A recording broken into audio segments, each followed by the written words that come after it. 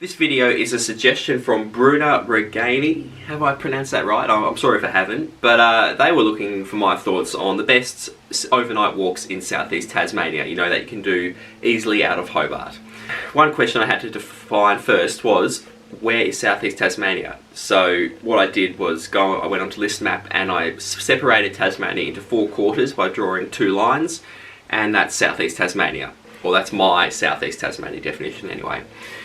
And well, the reality is there's not all that many overnight walks in southeast Tasmania, let alone multi-day walks.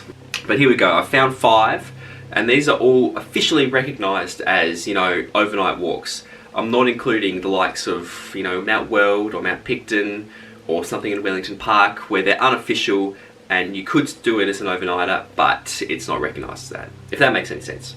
Alright, the first one I've got is South Cape Rivulet. This is a really good walk. It's an excellent coastal scenery down that way because it's quite wild and rugged. And there's 2 different camping options, South Cape Rivulet or Lion Rock.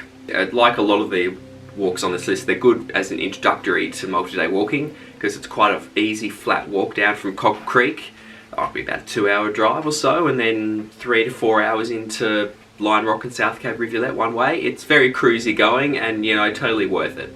The next one I've got is also down in that neck of the woods, and it is going up into Pigsty Ponds in the Southern Ranges. This is by far the toughest that I've put on this list, and for good reason. It's very steep, climbing up through the forest, then you've got a lot of exposed walking through to Pigsty Ponds. But if you get the right weather, it's terrific up there. There's plenty to see. You know, you go up to Mount La Perouse, you could do any of the other sort of side trips along the way.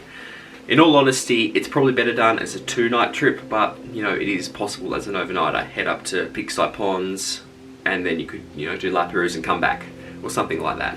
Next up, I've got the Freycinet Circuit. This only just scrapes into southeast Tasmania according to my definition. Look, again, it's like South Cape Bay. It's a good introductory walk. There's plenty of options for camping, whether it's Hazards Beach, Cook's Beach, or Wineglass Bay. There's plenty to see. It makes a really good circuit. It's ideal. 1 car park. You see all sorts of different tracks. There's a lot of scenery, beaches and mountains and granite. Yeah, definitely worth it. I haven't done it for quite a long time now that I think about it. Next up, I have Cape Pillar. Part of the 3 Capes track. It can still be accessed if you're not walking the 3 Capes track. I think I haven't done it for 5 years. But yeah, you've got 2 options for camping, Wuggly Falls or Bear Knoll. I've actually never seen Bear Knoll. But yeah, you start from Fortescue Bay and it's an in and out walk. Cape Pillar's terrific, but look, I guess the downside to doing Cape Pillar is that you've got to put up with quite a few other people, possible, you know, helicopter activity, and the track is big, like 1 metre wide, compacted gravel, duckboard, you name it. Excellent scenery though. And the final walk I've got on this list is the Tasman Coastal Trail. This is one that can be done in a day, but it also can be done as an overnighter because there are recognised campsites such as Bivouac Bay. And yeah, so you could start at, you know, Tasman Arch or Waterfall Bay, or you could start at Fortescue Bay and basically just follow the coast along. It's a good alternative for the 3 Capes track if you're not willing to pay, and yeah, the scenery is wonderful. The campsite of Bivouac Bay is spacious, it's got a toilet, and there's a creek there as well for drinking water, so it's another good overnighter that you can do out of Hobart, being only, what, less than an hour and a half to Eaglehawk Neck.